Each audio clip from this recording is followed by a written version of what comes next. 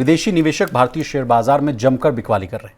2025 से अब तक की बात की जाए तो बिकवाली ने सारे पुराने रिकॉर्ड को तोड़ दिया। गौर करने वाली बात यह है कि साल के 4 महीने अभी भी बाकी हैं। NSDL के आंकड़ों के अनुसार इस साल विदेशी संस्थागत निवेशकों ने सेकेंडरी मार्केट से 1.5 लाख करोड़ रुपए से ज्यादा की बिकवाली की। एक्सपर्ट्स का कहना है कि कंपनियों की कमजोर आय, महंगे शेयर के वैल्यूएशन, ग्लोबल अनसर्टनिटीज और विदेशी बाजारों में बेहतर अपॉर्चुनिटीज इस बिकवाली की मुख्य वजह है। अमेरिका, चीन और यूरोप जैसे बाजार सस्ते वैल्यूएशन और बेहतर प्रदर्शन की वजह से निवेशकों को अट्रैक्ट कर रहे हैं। प्रवीण सर, क्या आने वाले समय में अब हालात जो हैं सर, क्या और बिगड़ने वाले हैं क्या?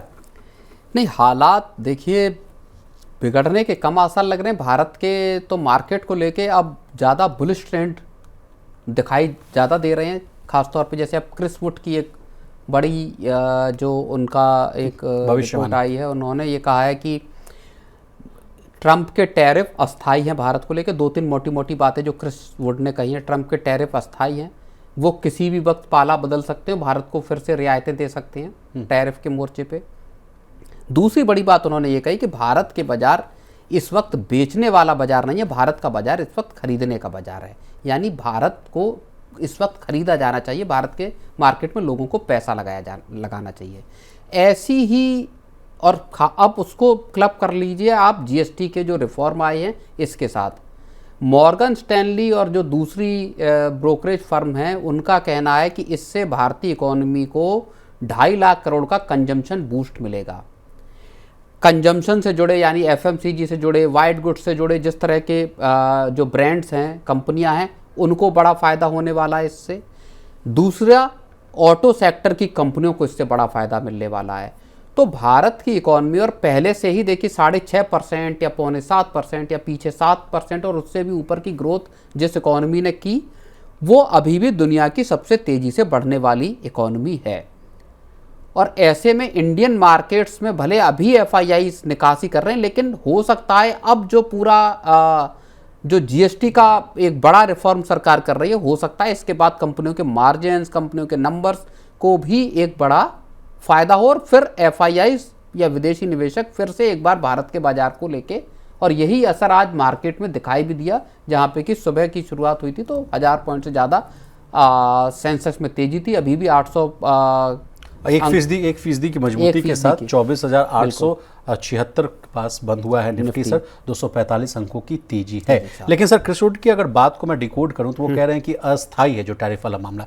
आपसे समझना चाहेंगे कि ट्रंप क्या और कर सकते हैं सर भारत के परिप्रेक्ष्य में?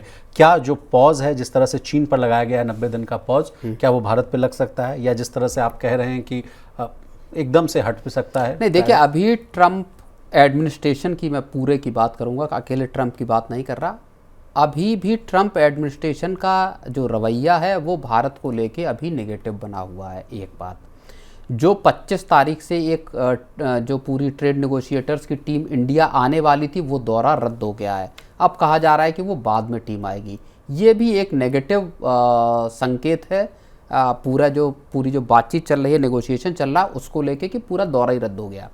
तीसरी बड़ी चीज़ जिसका इंतज़ार भारत भी कर रहा था और भारत के विदेश मंत्रालय की तरफ से उसको लेके प्रतिक्रिया भी आई और सरकार भी उसको देख रही थी कि क्या जो ट्रंप और पुतिन की अलास्का में जो मीटिंग हुई है उसका क्या कोई पॉजिटिव नतीजा निकलेगा। वहाँ भी तो बैठक लगता है, मुझे लगता है बेनतीजा ही वहाँ बैठक बेनतीजा हुई, लेकिन उसमें फिर भी कुछ पॉजिटिव चीज़ें उसको देखी जा सकती हैं। मसलन ये कि अगली बैठक फिर हो सकती है ट्रंप और पुतिन के बीच। एक बैठक व्हाइट हाउस में होनी है ट्रंप और जेलेंस्की के साथ यूरोपियन यूनियन के कई बड़े लीडर्स जा रहे हैं उनके साथ। वहाँ पे बैठ के और क्या चीज़ें निकल के आती हैं, इस पूरे जो पूरी जंग है, हो सकता है अगले कुछ दिनों में इसमें कुछ प्रोग्रेस होती हुई दिखाई दे और हो सकता है कि जंग रुक जाए। अगर जंग रुकी तो रूस से सैंक्शंस भी कम हो सकते हैं या हट सकते हैं। अगर वो सैंक्शंस हटे तो भारत को जो रशियन ऑयल को लेके जो अमेरिका बार बार प्रेशर बना रहा है, हो सकता है उनको भी रिवोक कर दिया जाए और फिर वो 25% का टैरिफ भी रिवोक हो जाए।